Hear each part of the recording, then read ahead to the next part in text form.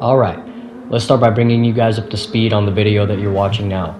What you're seeing here is my first race ever into competitive league racing on GT7. Unfortunately, some of the liveries in this race, including mine, aren't showing up.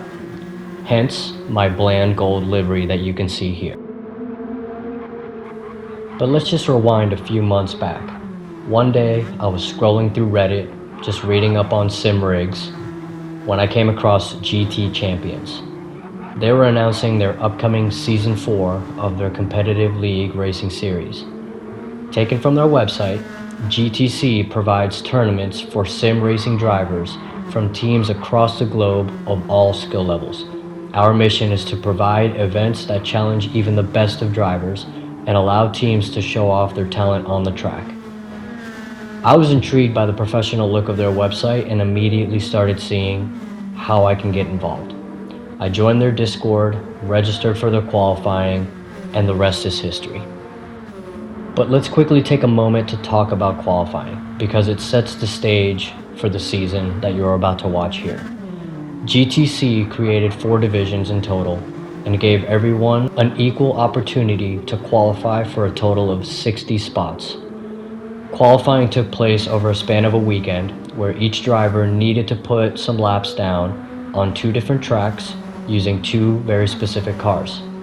We ran the GT3 Corvette at Blue Moon Infield and the GT4 Jaguar F-Type at Brands Hatch. For my first time ever being involved in a quote-unquote high-pressure sim racing scenario, I was definitely happy with my placement. I ended up qualifying at the top of Division 2, which I was personally proud of, especially after I had heard that there were some aliens that ran about and took most of the D1 slots. So let's fast forward to the first race that we're watching here. This race was held at Deep Forest in the GT4 Sylvia. Since Gran Turismo 7 lobbies weren't perfect then, and still aren't today, the race host could not set up the grid manually. So the first lap was a formality and a formation lap in order to get the starting grid correctly to start the race. So at this point, I'm sure you're curious to understand what the race and season formats were actually like. The season was a total of 10 races, 5 races in a unique GT3 car, and 5 races in a unique GT4 car with alternating tracks. Each race was 90 minutes with full damage. Let me repeat that. Full damage.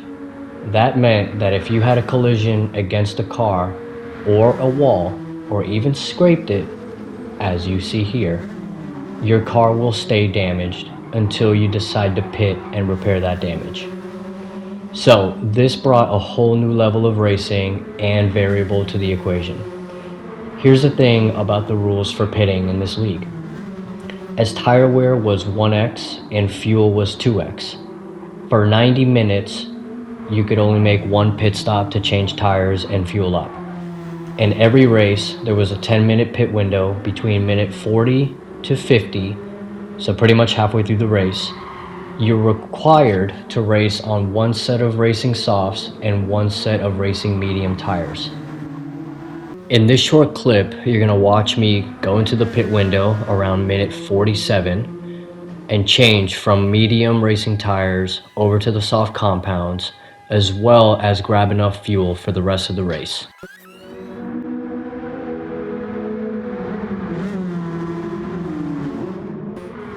It was completely up to you as a racer when you decided to take each tire compound for the race. So you could start with softs or you could start with mediums, and then you had to switch to the other compound. But anyway, back to the damage.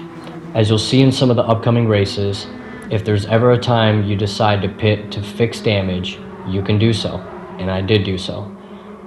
But you can only pit to fix damage outside of the pit window. So this brought a whole new level of strategy that I've never experienced before. You had to consider things like, how heavy is the damage? Where did I get hit? Is it worth me pitting before the pit window opens? And is the damage severe enough that it is slowing me down? And just as we talk about the topic, watch this. Get wrecked! So at this point, almost an hour into the race and running in second place, battling for third with Apex Roses, I just got damage.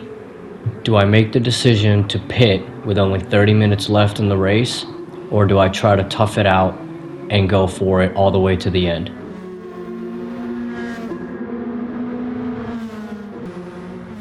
At this point, I think the damage is fairly minimal and I can run the entire race and still battle for podium with this minimal damage. But, of course, things don't always pan out. I'm about to take a few corners here and slightly bump up against the wall on the right hand side of this turn, causing even further damage to my rear right wheel and axle. Now, I'm still battling for fourth place, potentially podium. There's a heated battle going on, there's a lot of players around, and I'm thinking I can go all the way.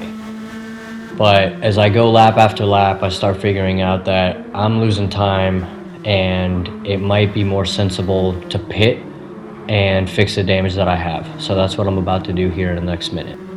Let's pay attention to my position as I enter the pits. I go in 5th place and I come out in 7th.